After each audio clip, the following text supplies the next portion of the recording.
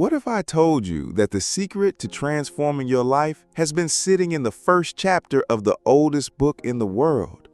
What if the same principles that created the universe could create the life you've always dreamed of?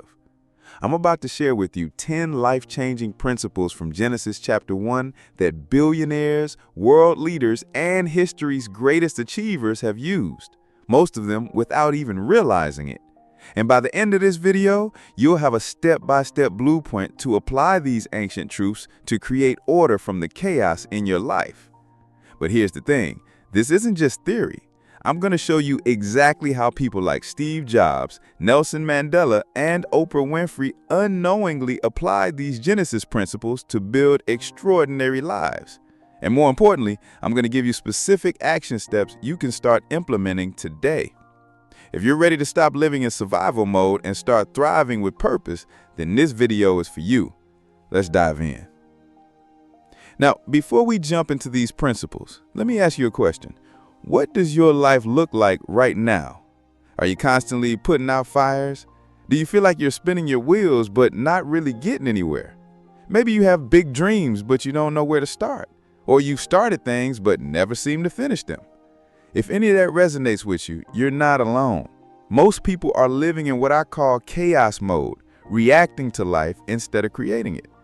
But Genesis chapter 1 gives us a different blueprint. It shows us how to bring order from chaos, how to create with intention, and how to build something meaningful step by step. Now, whether you're religious or not, these principles work because they're based on universal laws of success and human nature. They've been tested by thousands of years of human experience, and when you apply them, they will change your life. And if you're getting value from this already, make sure to hit that subscribe button and the bell icon, because I create content like this every week to help you build the life you actually want to live. So let's start with the first principle that changes everything. Principle 1. Order from chaos. In Genesis 1:2-3, we read, "Now the earth was formless and empty. Darkness was over the surface of the deep. And God said, 'Let there be light.' And there was light." The very first thing that happened in creation was bringing order to chaos. Before anything beautiful could be created, the confusion had to be addressed. This isn't just a religious concept, it's a fundamental law of success. Let me tell you about one of the most dramatic examples of this principle in modern business history. When Steve Jobs returned to Apple in 1997, the company was literally 90 days away from bankruptcy. Why? Complete chaos. Apple had over 40 different products with confusing names and no clear strategy. Customers didn't know what to buy, employees didn't know what to focus on, and the company was bleeding money. It was the definition of formless and empty. But here's what Jobs did that changed everything. He didn't try to fix the chaos, he eliminated it. In one of his first meetings, he drew a simple 2x2 grid on a whiteboard. 4 squares, that's it. Desktop and laptop, consumer and professional. Every product had to fit into one of these 4 categories. Everything else was cut. This wasn't just about products. It was about bringing order to every area of the business. Simplified processes, clearer communication, focused teams. Within 3 years, Apple went from near bankruptcy to profitability. Within a decade, they became the most valuable company in the world. Jobs applied the Genesis principle. Before you can create something extraordinary, you must first bring order to the chaos. Now, let's talk about your life. Where do you have chaos right now? Maybe it's your schedule. You're trying to do everything and accomplishing nothing. Maybe it's your finances. Money comes in and goes out without any clear system. Maybe it's your relationships. You're spread so thin that you can't go deep with anyone. Maybe it's your goals. You have so many that you can't focus on any. Here's the truth. You cannot build a great life on a foundation of chaos. But the good news is, you can start bringing order today. Action steps.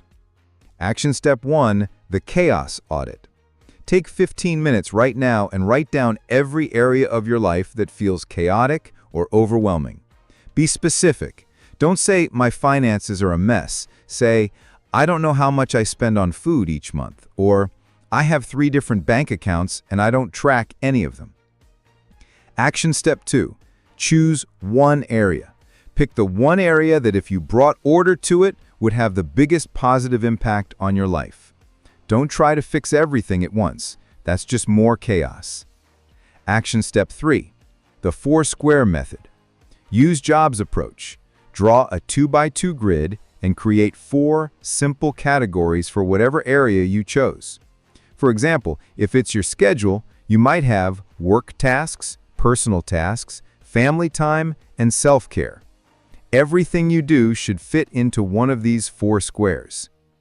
Action step 4, eliminate the extras. Just like Jobs cut 36 products, you need to cut the activities, commitments, or habits that don't fit your 4 categories. This is hard, but it's essential. Action step 5, create simple systems. For your chosen area, create one simple system that brings order. If it's finances, maybe it's checking your bank account every morning.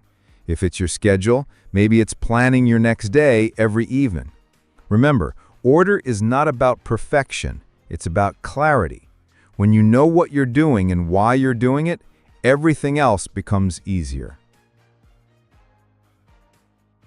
Principle 2, progressive development. The principle. Genesis 1 shows us creation happening in stages. And there was evening, and there was morning. The first day, the second day, the third day. Each day built upon the previous day. Light before land, land before plants, plants before animals. There was a sequence, a progression. This principle teaches us that lasting success isn't about giant leaps. It's about consistent, progressive steps in the right direction. Let me tell you about one of the most powerful examples of progressive development in human history. Nelson Mandela's journey from prisoner to president. When Mandela was imprisoned in 1962, he could have spent those 27 years bitter and broken. Instead, he used those years as preparation. Year by year, he developed himself. He studied law by correspondence. He learned Afrikaans to better understand his oppressors.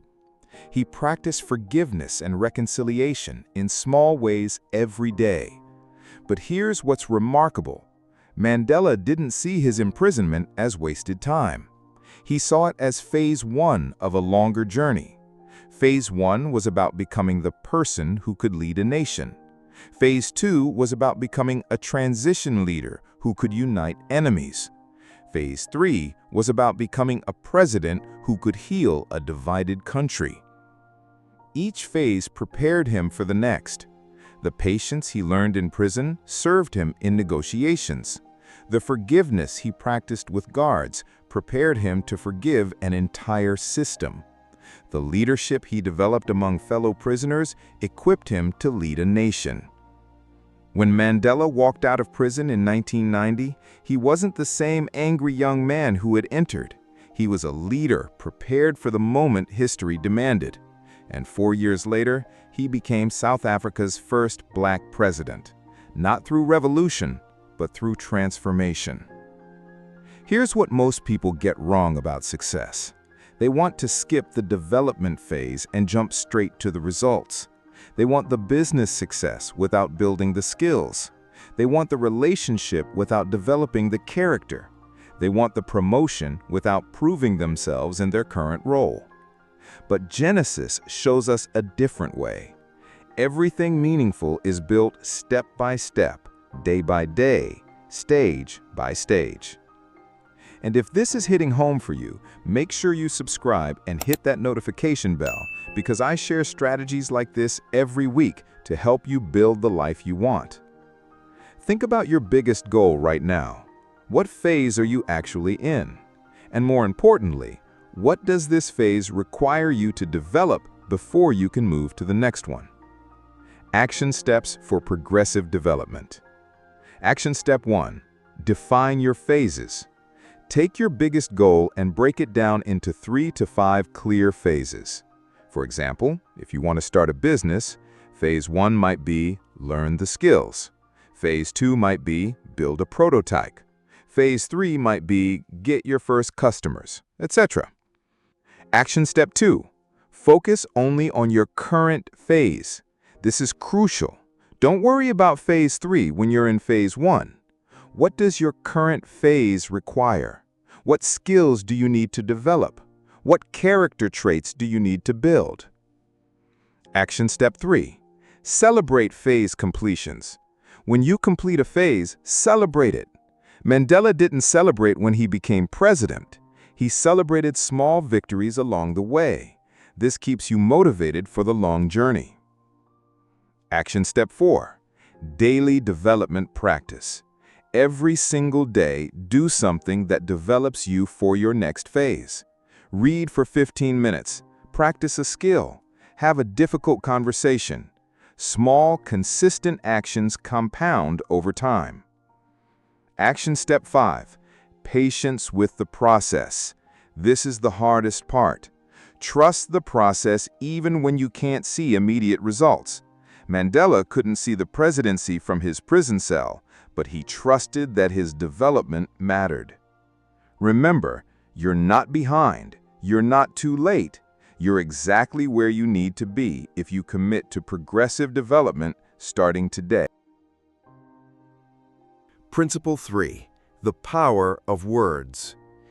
Throughout Genesis 1, we see the same pattern. And God said, and it was so.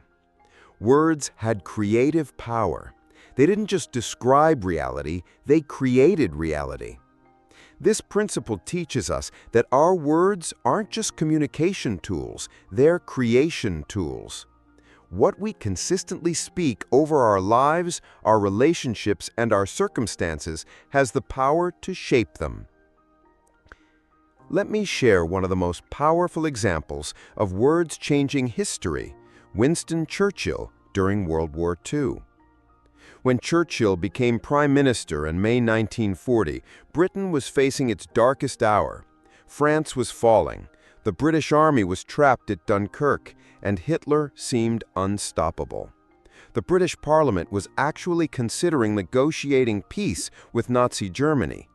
But Churchill understood something profound. The war would be won or lost not just on battlefields, but in the minds and hearts of the British people. And that battle would be fought with words. Listen to what Churchill said to Parliament. "I have nothing to offer but blood, toil, tears, and sweat." He could have sugarcoated the situation, but instead he spoke truth with strength. Then came his most famous words. "We shall fight on the beaches. We shall fight on the landing grounds. We shall fight in the fields and in the streets. We shall fight in the hills. We shall never surrender." These weren't just pretty speeches. These words literally changed the course of history. They transformed a nation's mindset from defeat to determination. They created resolve where there was despair. They spoke victory into existence when defeat seemed certain. Hitler had more planes, more tanks, more soldiers, but Churchill had something more powerful, words that created unshakable resolve in an entire nation. Now let me show you how this principle works in personal transformation. Oprah Winfrey built a media empire worth billions, but it all started with understanding the creative power of words. Oprah didn't just interview people, she spoke life into them. She used words to help people see possibilities they couldn't see for themselves. She used words to heal, to inspire, to transform. But here's what most people don't know. Oprah started using this principle on herself first. Growing up in poverty, abuse, and hopelessness, she could have spoken defeat over her life. Instead, she spoke different words. She spoke words of possibility. I can create a better life. She spoke words of purpose. I'm meant for something bigger. She spoke words of empowerment. I can help other people transform their lives. And those words didn't just describe her future, they created it. Every book club recommendation, every interview, every show was her using words to speak transformation into people's lives, and it made her one of the most influential people in the world. Now, let's get personal. What words are you speaking over your life right now?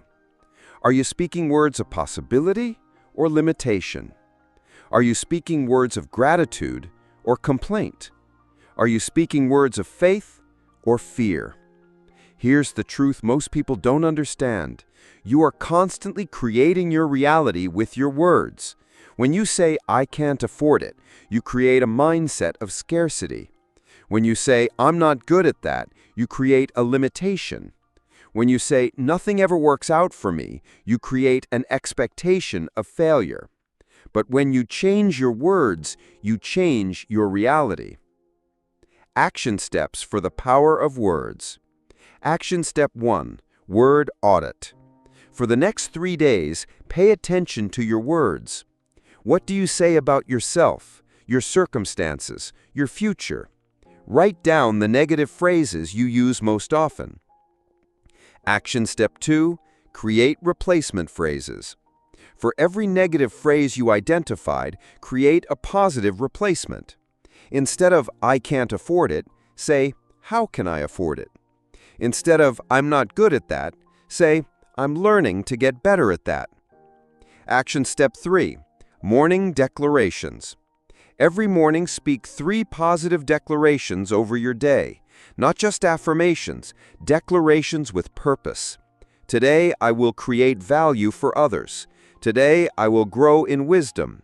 Today I will act with courage. Action step 5, evening gratitude. Every evening, speak words of gratitude over what happened that day. Don't just think grateful thoughts, speak them out loud. This rewires your brain to look for the good. Action step 6, speak life into others. Use your words to build others up. Compliment genuinely. Encourage specifically. Speak possibilities into people who can't see them for themselves. Watch how this transforms your relationships. If you're starting to see how powerful these principles are, hit that subscribe button now because we're just getting started and I don't want you to miss what's coming next. Remember, your words are not just describing your life, they're creating it. Choose them wisely. Principle 4, regular evaluation. Throughout Genesis 1, we see a consistent pattern. And God saw that it was good. Creation wasn't just about building, it was about evaluating. Each step was assessed before moving to the next. This principle teaches us the power of regular evaluation. Most people create chaos in their lives because they never stop to assess what's working and what isn't. Let me tell you about one of the most systematic approaches to personal development in history. Benjamin Franklin's 13 Virtues System. When Franklin was 20 years old, he realized that good intentions weren't enough to create good character. He needed a system. So he identified 13 virtues he wanted to develop: temperance, silence, order, resolution, frugality, industry, sincerity, justice, moderation, cleanliness, tranquility, chastity, and humility. But here's what made Franklin's approach genius. He didn't try to work on all 13 at once. Instead, he focused on one virtue per week and tracked his progress daily. He carried a small book with a chart, and every evening he would evaluate his day. Did he live up to his chosen virtue? Where did he succeed? Where did he fail? This wasn't about perfection. It was about awareness and improvement. Franklin wrote, "I was surprised to find myself so much fuller of faults than I had imagined, but I had the satisfaction of seeing them diminish."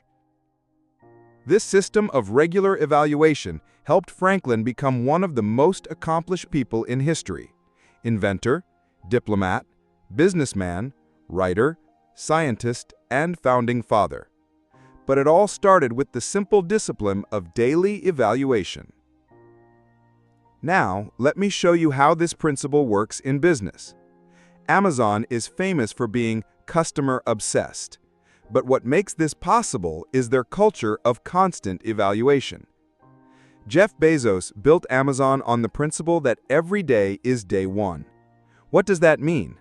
It means constantly evaluating what's working and what isn't, never becoming complacent, always looking for ways to improve. Amazon doesn't just collect data. They regularly evaluate what that data means and adjust accordingly. They evaluate customer feedback, market trends, employee satisfaction, operational efficiency. This constant evaluation has allowed them to evolve from an online bookstore to one of the world's most valuable companies. But here's the key. They don't just evaluate once a year during planning sessions. They evaluate constantly, make small adjustments, and course correct before small problems become big ones. Making it personal. Most people live their lives on autopilot. They do the same things, follow the same routines, make the same mistakes, and wonder why nothing changes. But what if you applied the Genesis principle of regular evaluation to your life? What if you actually stopped to assess what's working and what isn't? Think about it. When was the last time you honestly evaluated your habits, your relationships, your goals, your use of time, your financial decisions? Action steps for regular evaluation. Action step 1. Weekly life review. Every Sunday evening, spend 15 minutes reviewing your week. Ask yourself, what went well? What didn't go well? What did I learn? What will I do differently next week? Action step 2. Monthly goal assessment. Once a month, evaluate your progress toward your major goals. Are you on track? Do you need to adjust your approach? Should you modify the goal itself? Action step 3. The Franklin method. Choose one area of your life you want to improve. Create a simple tracking system and evaluate your progress daily for 30 days. Focus on awareness, not perfection. Action step 4. Relationship evaluation. Quarterly, evaluate your key relationships. Are you adding value to others? Are your relationships helping you grow? Where do you need to invest more time and energy? Action step 5. Annual life audit. Once a year, do a complete life audit. Evaluate your career, finances, health, relationships, personal growth, and spiritual life. What needs to change for the coming year? Remember, you can't improve what you don't evaluate. Regular assessment is the key to continuous growth. Principle 5. Purpose and intentionality. In Genesis 1, everything created had a specific purpose. The sun and moon were to give light on the earth and to separate the day from the night. Plants were to bear fruit. Animals were created according to their kinds with specific functions. Nothing was random. Everything had intention behind it. This principle teaches us that a life worth living is a life lived with purpose and intentionality. The story, Mother Teresa's single-minded purpose. Let me tell you about someone who embodied this principle more than almost anyone in modern history, Mother Teresa. When Mother Teresa first went to India as a young nun, she was assigned to teach at a wealthy school for girls. She could have had a comfortable life there. But in 1946, while on a train to Darjeeling, she received what she called a call within a call. She felt called to work among the poorest of the poor in the slums of Calcutta. Everything she did from that moment forward was aligned with this single, clear purpose: to serve those whom society had forgotten. This wasn't just a job for her, it was her life's purpose. When she opened her first school in the slums, she had no money, no building, no supplies. She used the ground as a blackboard and a stick to write with, but she had something more powerful than resources: crystal clear purpose. Every decision she made was filtered through this purpose. Should she accept a donation? Only if it helps serve the poor. Should she expand to other cities? Only if it helps serve the poor. Should she accept awards and recognition? Only if it brought attention to the poor. This single-minded purpose didn't just change her life, it changed the world. By the time of her death, her organization was operating in 123 countries with over 4,000 sisters serving the poorest people on Earth. But here's what's remarkable. It all started with one woman who decided to live with complete intentionality around a clear purpose. Now let me show you how this principle works in business and innovation. Elon Musk is known for his success with Tesla, SpaceX, and other companies. But what drives all of these ventures is a clear, overarching purpose. Musk has said his life mission is to help ensure the long-term survival and flourishing of human consciousness. That might sound grandiose, but it's the filter through which he makes every major decision. Tesla isn't just about making electric cars. It's about accelerating the world's transition to sustainable energy. SpaceX isn't just about rockets. It's about making humans a multi-planetary species. Even his work with AI and brain-computer interfaces is filtered through this same purpose. This clarity of purpose allows Musk to work 80 to 100 hours per week without burning out. When you're driven by purpose, rather than just profit, work becomes something different. It becomes a mission. Now, let's talk about your life. Do you have a clear sense of purpose? Not just goals or dreams, but an underlying reason for why you do what you do. Most people live reactively. They go to work because they have to pay bills, they choose opportunities based on what's convenient, they make decisions based on what feels good in the moment. But what if you lived intentionally? What if every major decision was filtered through a clear purpose? And if you're feeling inspired to live more intentionally, smash that subscribe button because I'm sharing life-changing content like this every week. Action steps for purpose and intentionality. Action step 1. The deathbed test. Imagine you're at the end of your life looking back. What would you want to be remembered for? What would you regret not doing? This often reveals your true purpose. Action step 2. The values clarification. Write down your top 5 values, the things that matter most to you. Your purpose should align with these values, not contradict them. Action step 3. The one-sentence purpose. Try to write your life purpose in one sentence. Keep refining it until it's clear and compelling. This becomes your decision-making filter. Action step 4. Purpose alignment audit. Look at how you spend your time, money, and energy. How much of it aligns with your stated purpose? What needs to change? Action step 5. Daily intention setting. Every morning, set an intention for the day that connects to your larger purpose. This keeps you focused on what matters most. Action step 6. The 2-week purpose experiment. For 2 weeks, filter every decision through your purpose statement. Notice how this changes your choices and your sense of fulfillment. Remember, a life without purpose is a life without direction. But when you know your why, you can endure almost any how. Principle 6. Stewardship and responsibility. The principle. In Genesis 1:28, we see the first humans given a mandate. Be fruitful and increase in number. Fill the earth and subdue it. Rule over the fish in the sea and the birds in the sky and over every living creature that moves on the ground. This wasn't about domination. It was about stewardship. They were given responsibility for what was entrusted to them. This principle teaches us that success in life comes from taking responsibility for our sphere of influence and stewarding it well. The story, Warren Buffett's stewardship of wealth. Let me tell you about one of the greatest examples of stewardship in modern history, Warren Buffett's approach to money and responsibility. When Buffett was young, he could have treated investing as a way to get rich quick. Instead, he understood that money was a tool that came with responsibility. Every dollar invested wasn't just about personal gain, it was about stewarding capital in a way that created value for others. Buffett's investment philosophy is based on stewardship principles. Invest in companies that add real value to society.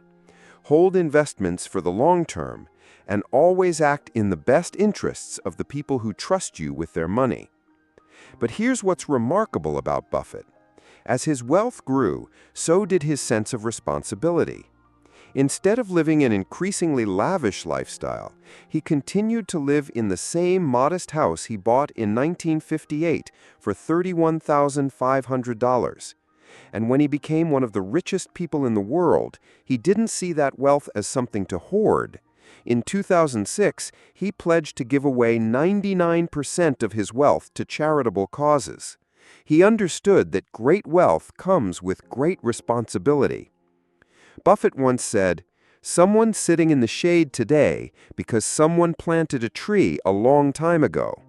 This perfectly captures the stewardship mindset. What you do with what you've been given affects not just you, but future generations.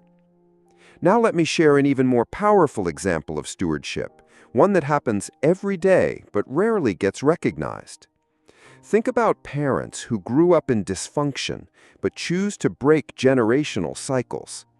Maybe they grew up with addiction, abuse, or neglect. The easy path would be to repeat those patterns. But some parents choose a different way. They take responsibility for their own healing so they can be better parents. They learn communication skills they never saw modeled. They create stability they never experienced. They build wealth to pass on instead of debt. They show love in ways they never received. These parents understand stewardship at the deepest level. They've been entrusted with the lives and futures of their children, and they take that responsibility seriously. They're not just raising kids, they're shaping the next generation. This kind of stewardship doesn't make headlines, but it changes the world, one family at a time. Making it personal. Now let's talk about your life. What have you been entrusted with?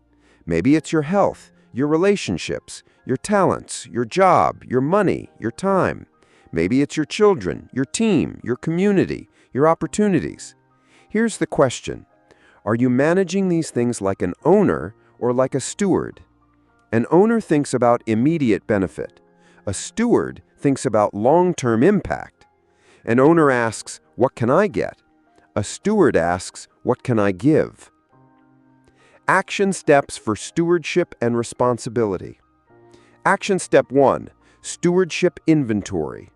Make a list of everything you've been entrusted with, your health, relationships, talents, possessions, opportunities, responsibilities. This creates awareness of your sphere of stewardship. Action step 2, the future impact question.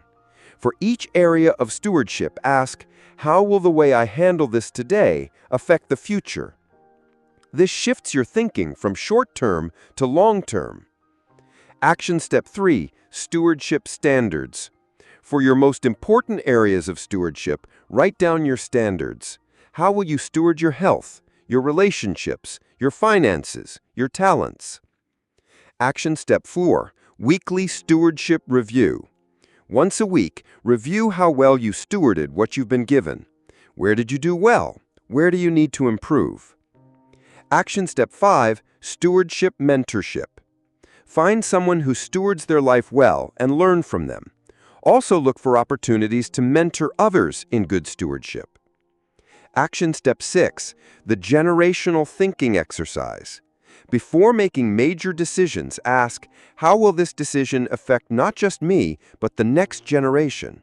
This develops long-term stewardship thinking. Remember, you are not the owner of your life. You are the steward. What you do with what you've been given matters more than what you've been given. Principle 7. Rest and renewal.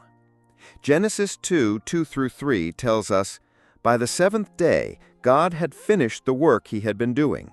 So on the seventh day, he rested from all his work.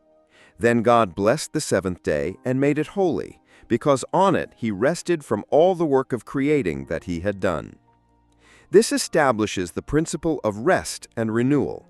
Even in creation, there was a rhythm of work and rest. This principle teaches us that sustainable success requires intentional seasons of rest and renewal. Let me tell you about one of the most productive uses of rest in modern business history, Bill Gates' famous Think Weeks. Twice a year, Gates would disappear to a remote cabin with nothing but books, papers, and his thoughts. No phone calls, no meetings, no interruptions, just pure thinking time.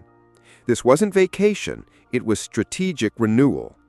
Gates would use these weeks to read extensively, think deeply about Microsoft's direction, and come up with breakthrough ideas. Some of Microsoft's most important strategic decisions came out of these Think Weeks. The decision to focus on the Internet, the development of the .NET framework, and many other innovations were born during these periods of intentional rest and reflection. But here's what Gates understood that most leaders miss.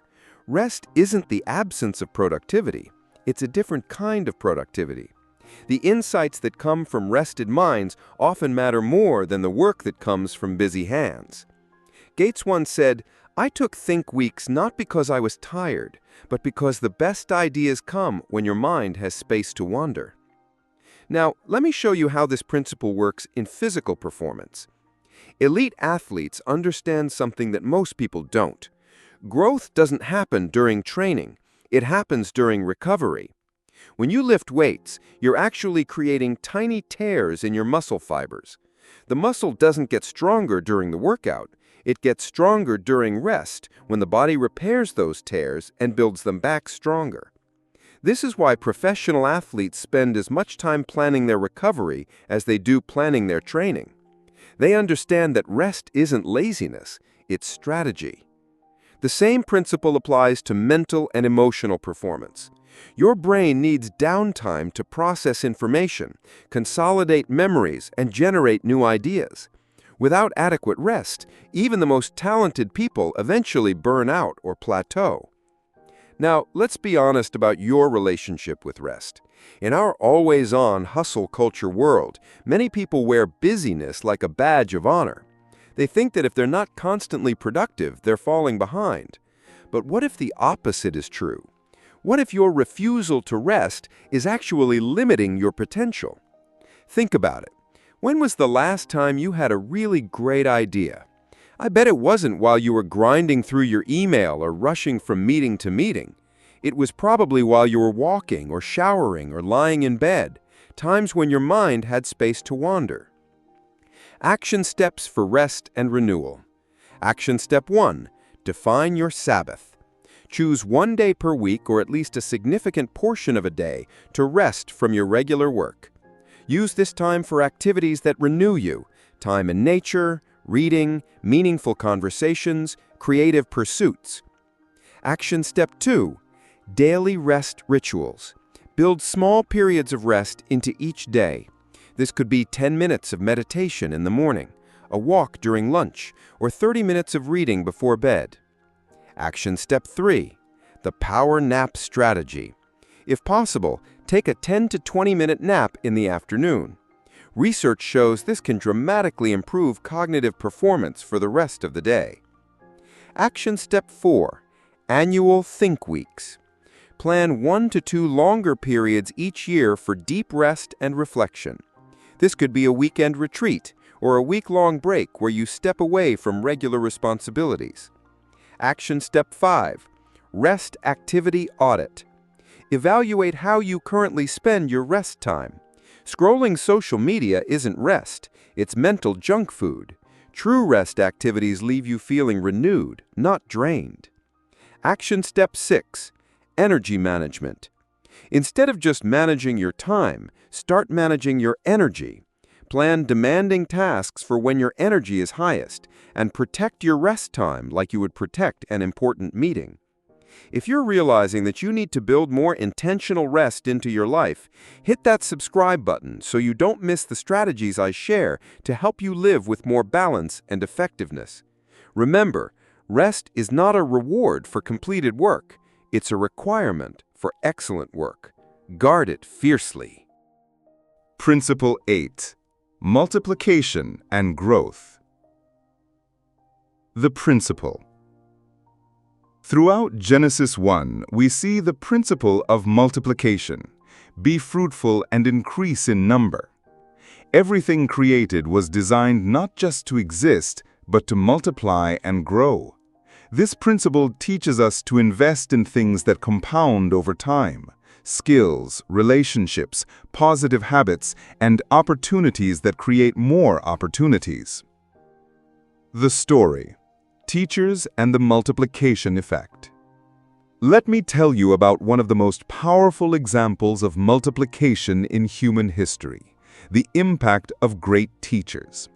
Consider Jaime Escalante, the math teacher who was portrayed in the movie Stand and Deliver. When Escalante arrived at Garfield High School in East Los Angeles, it was a school where students were expected to fail. Most teachers had given up hope. But Escalante understood the multiplication principle. He didn't just teach math, he invested in human potential that could multiply across generations. He started with 18 students in his first advanced placement calculus class. These were kids from tough backgrounds who had been written off by the system. But Escalante believed in them when they didn't believe in themselves. Here's where the multiplication happened. Those 18 students didn't just learn calculus, they learned that they were capable of achieving excellence. Many went on to college, became engineers, doctors, and teachers themselves. Some became teachers who inspired thousands of other students. But it gets even better. The students Escalante taught went home and changed their families' expectations about education. Younger siblings saw their brothers and sisters succeeding academically and raised their own standards. Parents who had never expected their children to go to college started planning for it. One teacher, investing in 18 students, multiplied into thousands of lives changed across multiple generations. That's the power of the multiplication principle. Now let me show you how this principle works in innovation and business. Henry Ford didn't just create a car company, he created a multiplication system that transformed the entire world. Before Ford, cars were handcrafted luxury items that only the wealthy could afford. Ford had a different vision. I will build a car for the great multitude. But here's the genius. Ford didn't just figure out how to make cars cheaper, he figured out how to make the entire process multiply. The assembly line didn't just speed up production, it created a system that could be replicated and improved continuously. The multiplication effects went far beyond Ford Motor Company. Other industries adopted the assembly line principle. Workers earned higher wages, which meant they could afford the cars they were making. This created more demand, which required more workers, which created more prosperity. Ford's innovation multiplied into the entire modern industrial economy. One principle applied well multiplied into prosperity for millions of people. Making it personal. Now let's talk about your life. Are you investing in things that multiply, or are you just trading time for money? Most people think linearly. Work more hours, make more money. But multiplication thinking is different. Invest in something once, and it keeps paying dividends. This could be learning a skill that increases your value permanently. It could be building relationships that open doors for decades. It could be creating systems that work even when you don't. It could be developing good habits that compound over time. Action steps for multiplication and growth. Action step 1. Identify multiplication opportunities. Look at your current activities and ask, what could I invest in once that would keep paying dividends? This might be education, relationships, health habits, or business systems. Action step 2. The compound learning strategy. Choose one skill that, if you mastered it, would multiply your effectiveness in multiple areas of life. Commit to developing this skill for 30 minutes every day for the next year. Action step 3. Relationship multiplication. Invest in relationships that have multiplication potential. Mentor someone who could multiply your impact. Connect with people who could become lifelong collaborators. Action step 4. System creation. Look for repetitive tasks in your life and create systems that multiply your effectiveness. This could be meal planning, workout routines, or business processes. Action step 5. the teaching test. Whatever you're learning, find ways to teach it to others. Teaching multiplies your own understanding and creates value for others. Action step 6, investment mindset. Before making decisions about time, money, or energy, ask, is this consumption or investment? Will this multiply over time or just provide immediate gratification? Remember, linear thinking creates addition. Multiplication thinking creates exponential growth. Small investments that compound over time create extraordinary results. Principle 9. Completion and follow-through. The principle. Genesis 1:31 says, God saw all that he had made, and it was very good. And there was evening, and there was morning, the sixth day. Then Genesis 2:1-2, thus the heavens and the earth were completed in all their vast array. By the seventh day, God had finished the work he had been doing. This principle teaches us the power of completion and follow-through. Starting something is important, but finishing it is what creates real value. Let me tell you about one of the most powerful examples of completion in modern literature. J.K. Rowling's commitment to finishing the Harry Potter series. When Rowling got the idea for Harry Potter, she didn't just plan one book, she planned 7 books that would tell a complete story.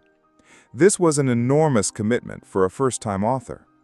But here's where the completion principle was tested. After the first book became successful, Rowling could have taken shortcuts. She could have rushed the remaining books to capitalize on the popularity. She could have handed the series over to other writers. She could have stopped after the first trilogy. Instead, she committed to completing the vision she had started. Each book took years to write. She maintained the same standards throughout. She didn't cut corners, even when the pressure was enormous. But here's what's remarkable. The completion of the series is what made it truly powerful. Children who started reading the books grew up with Harry Potter. Parents read the entire series with their children. The complete story became a cultural phenomenon that has influenced an entire generation. If Rowling had stopped after 3 books, or if she had compromised the quality to finish faster, the series would never have had the same impact. It was the completion of the full vision that created extraordinary value. Now let me show you how this principle works on a massive scale. In 1961, President John F. Kennedy committed America to landing a man on the moon and returning him safely to Earth before the end of the decade. This was an audacious goal that would require unprecedented coordination, innovation, and resources. But here's what made it possible: absolute commitment to completion. When Kennedy was assassinated in 1963, the program could have been abandoned. When the Apollo 1 fire killed 3 astronauts in 1967, the program could have been stopped. When costs skyrocketed and public support waned, the program could have been scaled back. But the team that inherited Kennedy's vision understood something about completion.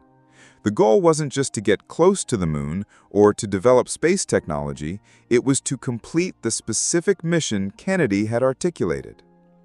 On July 20, 1969, Neil Armstrong stepped onto the lunar surface. The mission was completed exactly as Kennedy had envisioned, and that completion changed humanity's understanding of what's possible when we commit to following through on big visions. Now let's get personal. How many projects, goals, or commitments do you have that are 70% finished? How many books have you started but not finished? How many skills have you begun developing but abandoned? How many relationships have you invested in but not fully committed to? Here's the hard truth. Incomplete projects drain your energy and undermine your confidence. Every unfinished commitment whispers to your subconscious that you can't be trusted to follow through. But when you develop a reputation for completion, first with yourself, then with others, everything changes. You become someone who can be trusted with bigger and bigger opportunities. Now let's talk about the action steps to implement this principle of completion. Action step 1. Completion audit. Make a list of every significant project, goal, or commitment you've started but not finished. Be honest about what you see. Action step 2, the 3-list strategy. Divide your incomplete items into 3 lists. 1. Things you're committed to finishing. 2. Things you should abandon completely. 3. Things you'll put on hold until you finish list number 1. Action step 3. Finish one thing this week. Choose one small, incomplete project and finish it this week. It could be organizing a closet, finishing a book, having a difficult conversation, or completing a work project. Action step 4. The daily completion habit. Every day, identify 2 to 3 small tasks you can complete fully. Focus on completion rather than just progress. This builds your completion muscle. Action step 5. Public accountability. For your most important incomplete projects, create public accountability. Tell someone your completion timeline and ask them to check in on your progress. Action step 6. Celebrate completions. When you finish something significant, celebrate it appropriately. This reinforces the completion habit and builds positive associations with following through. And if you're committed to finishing what you start, including watching this entire video, make sure you subscribe because I share strategies like this every week to help you build the life you want. Remember, the world is full of people who start things. The people who finish things are the ones who create extraordinary value and build extraordinary lives. Principle 10. Separation and boundaries. Throughout Genesis 1, we see God separating light from darkness, water from land, day from night. Each separation created clarity and order. This principle teaches us the power of boundaries, the ability to separate what serves us from what doesn't, what's helpful from what's harmful, what's important from what's urgent. Let me tell you about one of the most important skills of successful entrepreneurs, the ability to say no to good opportunities so they can say yes to great ones. Warren Buffett once said, "The difference between successful people and really successful people is that really successful people say no to almost everything." This isn't about being negative or closed-minded. It's about understanding that every yes to one thing is a no to something else. And if you don't choose your priorities consciously, other people will choose them for you. Consider Steve Jobs when he returned to Apple. The company was dying partly because they were trying to do everything for everyone. Jobs' first major decision was to cut 70% of Apple's products. He said no to dozens of good ideas so Apple could focus on a few great ones. This principle of separation and boundaries allowed Apple to go from near bankruptcy to becoming the most valuable company in the world. But it required the discipline to separate the good from the great consistently. Now let me share an even more powerful example. People in recovery from addiction who understand the life or death importance of boundaries. When someone is recovering from addiction, they have to create clear separations between people who support their recovery and people who enable their addiction, between environments that promote health and environments that promote destruction, between activities that build them up and activities that tear them down. These boundaries aren't about judging other people. They're about protecting their own recovery. They understand that some relationships, places, and activities that might be fine for other people are toxic for them. The people who succeed in long-term recovery are those who maintain these boundaries consistently, even when it's painful. They separate themselves from old patterns, old environments, and sometimes old relationships so they can build new, healthier ones. This kind of boundary setting saves lives and creates space for transformation. Now let's talk about your boundaries. What do you need to separate in your life? Maybe you need to separate work time from family time. Maybe you need to separate relationships that drain you from relationships that energize you. Maybe you need to separate activities that move you toward your goals from activities that distract you from them. Most people struggle with boundaries because they think being boundaryless makes them more loving, more available, or more successful. But the opposite is true. Clear boundaries actually allow you to give your best to what matters most. Action steps for separation and boundaries. Action step 1. Energy audit. For 1 week, track how different people, activities, and environments affect your energy. What drains you? What energizes you? This creates awareness for boundary decisions. Action step 2. Values-based boundaries. Look at your core values and create boundaries that protect them. If family is a top value, you might need boundaries around work hours. If growth is important, you might need boundaries around negative influences. Action step 3, the power of no practice. Practice saying no to small requests this week. This builds your boundary setting muscle for bigger decisions later. Action step 4, digital boundaries. Create clear boundaries around technology use. Set specific times for checking email and social media instead of being constantly available. Action step 5, relationship boundaries. Identify relationships that consistently drain your energy or pull you away from your values. Create appropriate boundaries. This might mean limiting time, changing topics of conversation, or, in extreme cases, ending the relationship. Action step 6, physical space boundaries. Create physical spaces that support your goals. This might mean organizing your workspace for productivity or creating a space in your home for rest and renewal. Action step 7, time boundaries. Protect time for your highest priorities by creating boundaries around your schedule. Block time for important activities just like you would block time for meetings.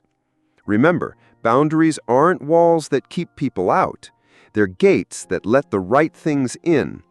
Good boundaries create space for what matters most. Your Genesis moment. We've covered 10 powerful principles from Genesis chapter 1.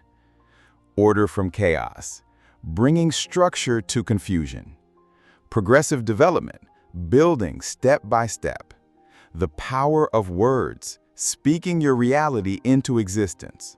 Regular evaluation, assessing and adjusting consistently. Purpose and intentionality, living with clear direction. Stewardship and responsibility, managing what you've been given. Rest and renewal, creating space for restoration. Multiplication and growth, investing in compound returns. Completion and follow-through, finishing what you start. Separation and boundaries, protecting what matters most. These aren't just ancient principles, they're timeless laws that successful people have used throughout history to build extraordinary lives. But here's the most important thing I want you to understand. Reading about these principles won't change your life. Applying them will. Right now, you're at your own Genesis moment. You have the opportunity to start creating order from the chaos in your life. You can begin speaking different words over your future. You can start evaluating what's working and what isn't. You can clarify your purpose and align your actions with it. The question is, will you? Here's my challenge for you. Don't try to implement all 10 principles at once. That's just creating more chaos. Instead, choose one principle that resonated most with you today. Commit to applying it for the next 30 days. Master that one before moving to the next. Maybe you need to start with order from chaos, cleaning up one area of your life that's been overwhelming you. Maybe you need progressive development, breaking down a big goal into manageable steps. Maybe you need better boundaries, learning to say no to distractions so you can say yes to what matters. Whatever principle you choose, commit to it fully. Take the action steps seriously. Track your progress. Evaluate what's working. Remember this: the same God who created the universe from chaos lives in you. The same creative power that spoke light into existence is available to you. The same wisdom that established order from the beginning can bring order to your life. You're not just watching a YouTube video about ancient principles. You're being invited into a way of living that has transformed lives for thousands of years. Your life doesn't have to stay the way it is. You have the power to create something extraordinary. But it starts with applying these principles, one day at a time, one decision at a time. If this video has inspired you to start creating the life you actually want to live, I want to hear about it. Drop a comment below telling me which principle you're going to start with and how you plan to apply it. And if you found value in this content, do 3 things right now. Subscribe to this channel and hit the notification bell so you never miss content that can transform your life. Like this video to help other people find these life-changing principles. Share this video with someone who needs to hear this message. Remember, you were created for more than just surviving. You were created to thrive. These Genesis principles are your blueprint. The question isn't whether these principles work. They've been working for thousands of years. The question is, will you work them? Your Genesis moment starts now. What are you going to create? Thanks for watching, and I'll see you in the next video where we'll dive even deeper into living the life you were created to live.